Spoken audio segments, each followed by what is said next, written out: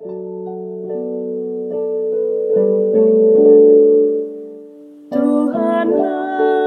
kekuatanku, Tuhanlah nyanyianku, Dialah keselamatanku, jikalau Dia di pihakku, terhadap siapakah ku gentar.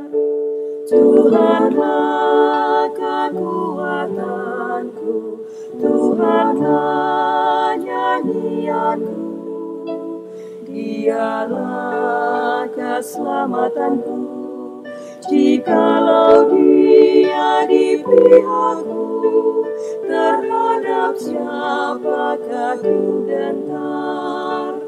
Tuhanlah kekuatanku, Tuhanlah nyanyianku, Dialah keselamatanku, jikalau Dia di pihakku, terhadap siapakah ku gentar.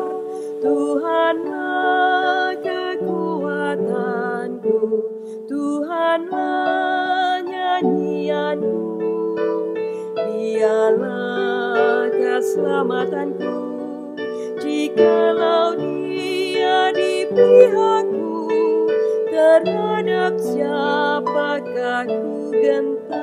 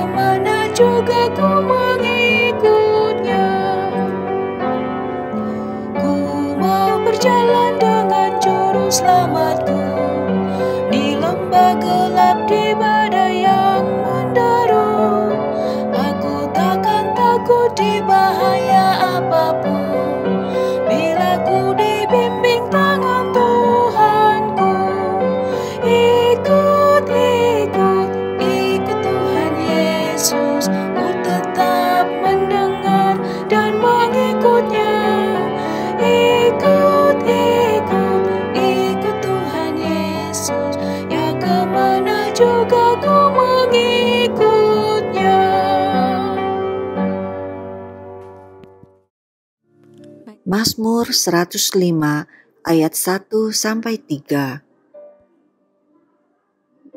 Bersyukurlah kepada Tuhan, serukanlah namanya, perkenalkanlah perbuatannya di antara bangsa-bangsa. Bernyanyilah baginya, bermazmurlah baginya, percakapkanlah segala perbuatannya yang ajaib. Bermegahlah di dalam namanya yang kudus. Biarlah bersuka hati orang-orang yang mencari Tuhan. Selamat pagi Bapak Ibu sekalian, selamat berjumpa kembali dalam persekutuan doa pagi online. Saudara, saya senantiasa percaya bahwa Tuhan melindungi kita, sehingga sampai detik ini kita tetap ada dalam kesehatan yang baik bersama-sama dengan seluruh keluarga kita. Nah saudara, hari ini kita akan mendengarkan firman Tuhan. Namun sebelumnya saya mengajak kita sekalian saudara untuk bersatu di dalam doa. Mari kita berdoa. Bapa di dalam Tuhan Yesus Kristus, Allah yang kasih setianya tidak pernah meninggalkan kami. Kami bersyukur bahwa di pagi hari ini kembali kami boleh mendengarkan firman-Mu. Kembali kami boleh dikuatkan, disegarkan, dan dimampukan dalam kesetiaan kami kepadamu untuk dengar-dengaran dengan firman Tuhan dan memberlakukannya di dalam kehidupan sehari-hari. Oleh karena itu, nyatakanlah firman Tuhan kepada kami sekalian, karena kami sedia untuk mendengarkannya. Di dalam nama Tuhan Yesus Kristus, Tuhan dan Juru Selamat kami yang hidup, kami berdoa. Amin. Saudara, firman Tuhan pada pagi hari ini terambil di dalam 2 Korintus pasalnya yang ke-13, ayatnya yang ke-5 sampai ayatnya yang ke-10. Demikianlah firman Tuhan. Ujilah dirimu sendiri, apakah kamu tetap tegak di dalam iman? Selidikilah dirimu, apakah kamu tidak yakin akan dirimu bahwa Kristus Yesus ada di dalam diri kamu? Sebab jika tidak demikian, kamu tidak tahan uji. Tetapi aku harap bahwa kamu tahu bahwa bukan kami yang tidak tahan uji. Kami berdoa kepada Allah agar kamu jangan berbuat jahat, bukan supaya kami ternyata tahan uji, melainkan supaya kamu ini boleh berbuat apa yang baik, sekalipun kami sendiri tampaknya tidak tahan uji. Karena kami tidak dapat berbuat apa-apa melawan kebenaran, yang dapat kami perbuat ialah untuk kebenaran. Sebab kami bersuka cita apabila kami lemah dan kamu kuat. Dan inilah yang kami doakan, yaitu supaya kamu menjadi sempurna. Itulah sebabnya sekali ini aku menulis kepada kamu ketika aku berjauhan dengan kamu. Supaya bila aku berada di tengah-tengah kamu, aku tidak terpaksa bertindak keras menurut kuasa yang dianugerahkan Tuhan kepadaku untuk membangun dan bukan untuk meruntuhkan. Saudara, sampai semikian jauh pembacaan kita, tentu yang berbahagia adalah kita yang mendengarkan firman Tuhan serta memeliharanya. Saudara, apakah kita pernah mendengar istilah papirus? Mungkin di antara kita belum ada yang mendengar. Tetapi dalam kehidupan sehari-hari kita pasti akrab ya saudara dengan apa yang namanya kertas. Kertas memiliki sifat yang kita tahu mudah hancur apabila ia dimasukkan ke dalam air. Nah, ini berbeda sekali saudara dengan papirus. Justru papirus itu bila dimasukkan ke dalam air, dia tidak akan rusak. Kenapa? Karena papirus itu sifatnya waterproof. Saudara, papirus juga diperkirakan dapat bertahan ribuan tahun. Walaupun sekilas papirus dan juga kertas hampir mirip, sulit dibedakan, tetapi saudara, kita akan bisa melihat ketika justru perbedaan itu akan terlihat ketika mereka berada di dalam situasi yang tidak seharusnya. Yaitu ketika baik kertas ataupun juga papirus dimasukkan ke dalam air. Itu sebabnya saudara tidak heran kalau naskah-naskah Alkitab kuno itu dituliskan di dalam media yang namanya papirus supaya bisa bertahan lama. Nah, kalau bicara tentang perbedaan antara papirus dan juga kertas, saudara, maka ini bisa kita lihat juga di dalam kehidupan iman kita. Saudara, iman kita itu akan terlihat kuat atau tidaknya itu ketika kita ada dalam keadaan pergumulan atau penderitaan. Tapi sebaliknya, bila kita ada di dalam zona nyaman, maka tidak akan terlihat kekuatan iman kita. Dan kalau orang ditanya, saudara, apakah saudara percaya Yesus dengan sungguh-sungguh? Mungkin ya itu, kalau kita ada di dalam keadaan yang baik-baik saja, semuanya lancar-lancar saja, kita akan katakan, ya saya percaya. Tapi bagaimana ketika kita ada di tengah-tengah ujian iman. Di sanalah justru kita akan melihat seberapa kuatkah sesungguhnya iman yang kita miliki. Iman akan sangat terlihat secara justru di dalam kondisi bukan di zona nyaman, tetapi di zona yang tidak nyaman. Maka itu kita harus melihat seberapa kuatkah kehidupan iman kita. Seorang filsuf pernah secara sinis ya melihat atau menilai kekristenan, yang dia lihat bahwa kekristenan kita itu ibarat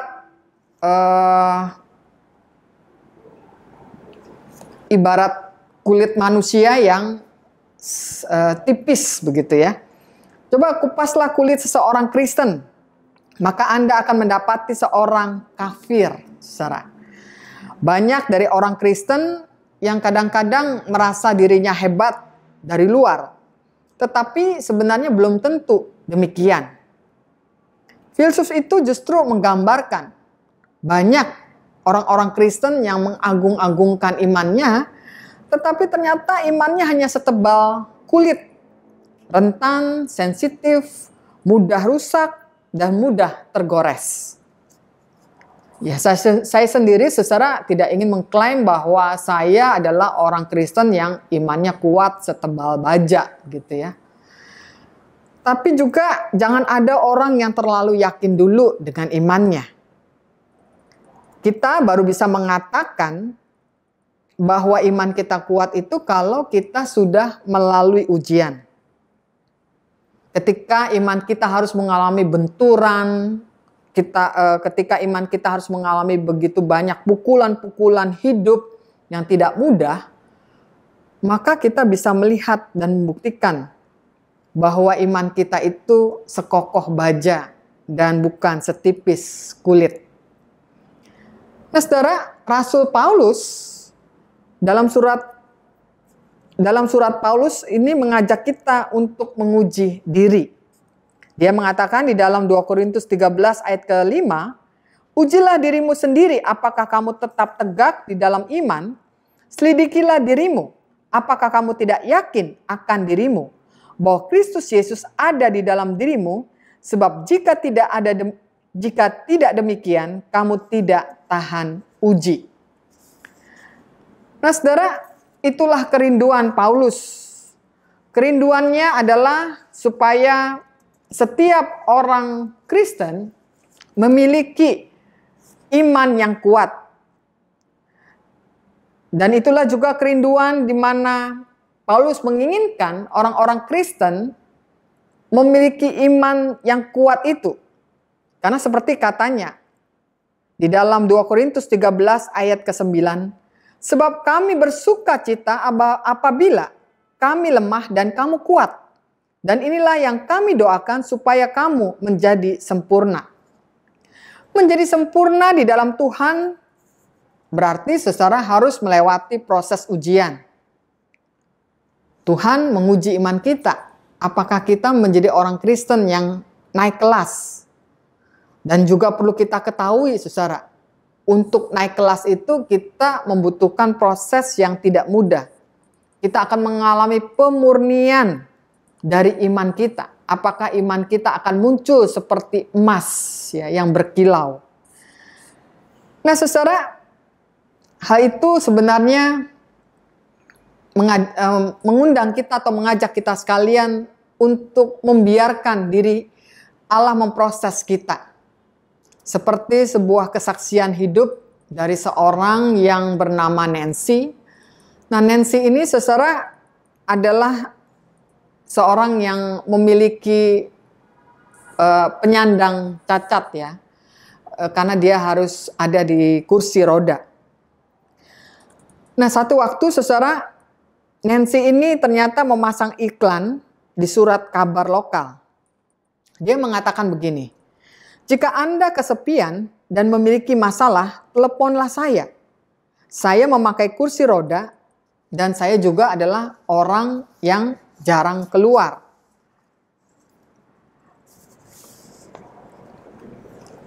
kita dapat saling menceritakan masalah kita. Telepon saja, saya senang bercakap-cakap dengan Anda.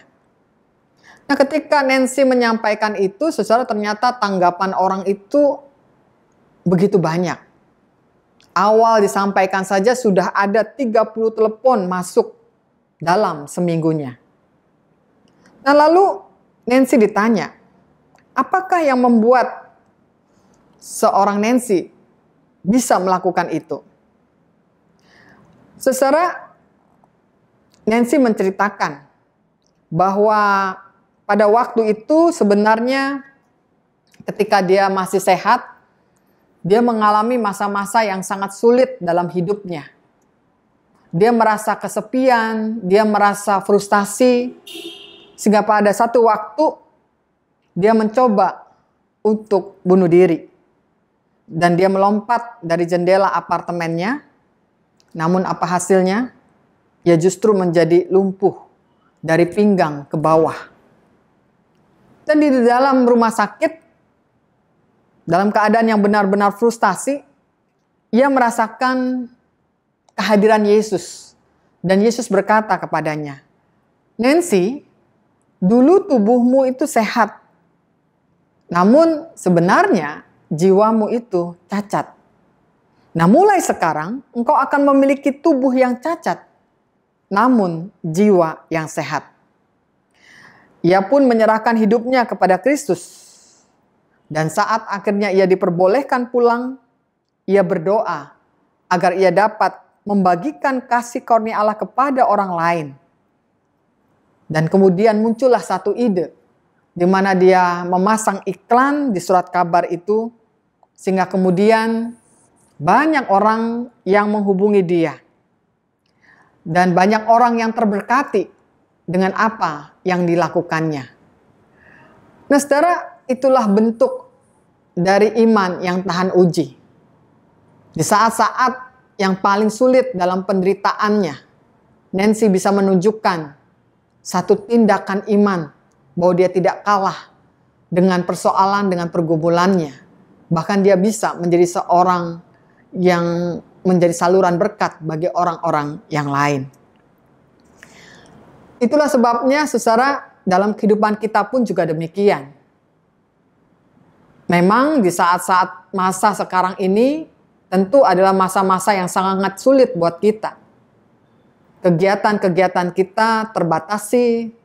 Kalaupun kita bisa keluar rumah, ada perasaan yang sangat takut, was-was, akan tertular penyakit, dan lain sebagainya. Ada situasi yang kita juga tidak mampu mengatasi berbagai macam pergumulan-pergumulan hidup kita. Tapi disinilah, saudara, kita belajar bagaimana kita boleh memiliki iman yang tahan uji. Iman yang boleh menunjukkan keberserahan kita kepada Tuhan. Sebab di dalam iman itulah kita juga bisa menyaksikan kebesaran Tuhan melalui mungkin orang-orang lain yang justru juga membutuhkan kekuatan dan penghiburan. Nah, kalau pada saat ini saudara dan saya boleh memakai waktu dan kesempatan yang kita alami dalam masa-masa yang sulit ini sebagai alat kesaksian Allah, maka sesungguhnya kita boleh menyatakan apa yang Allah inginkan, bahwa kita tidak memiliki iman setipis kulit, ya, tetapi kita memiliki iman yang sekokoh baja, sebab iman kita adalah iman yang tahan uji. Amin.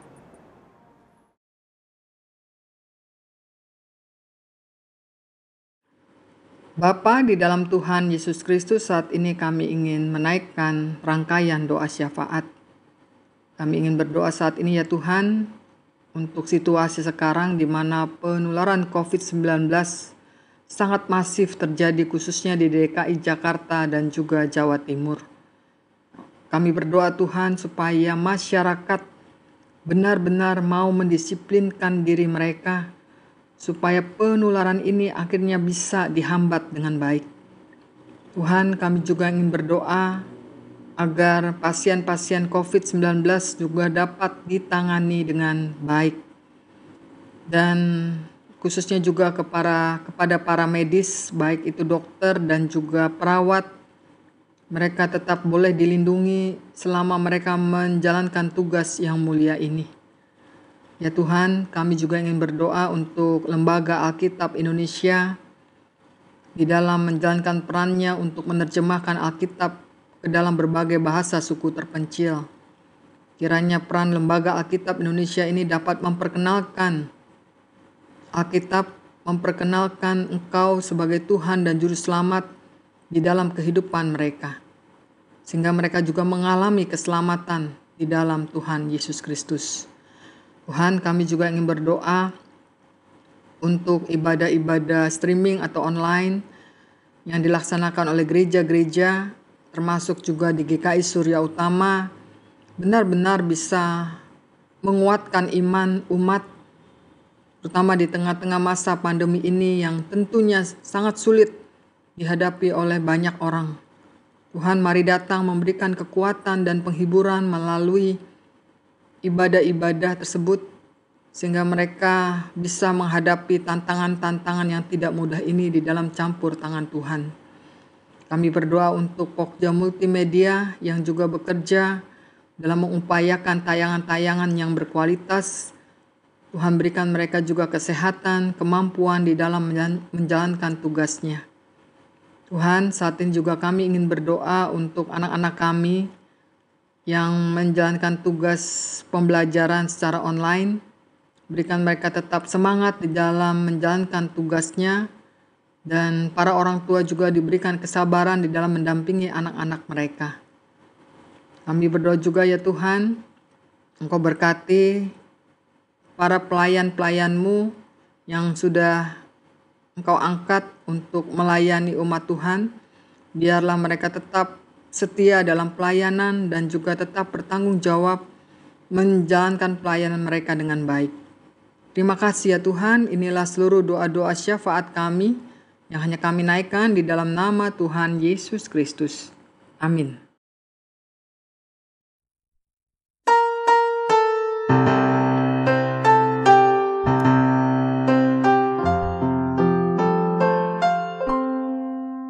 Kasih Tuhan mengiringimu dan sayapnya melindungimu. Tangan Tuhan pegang di dalam hidupmu. Majulah dalam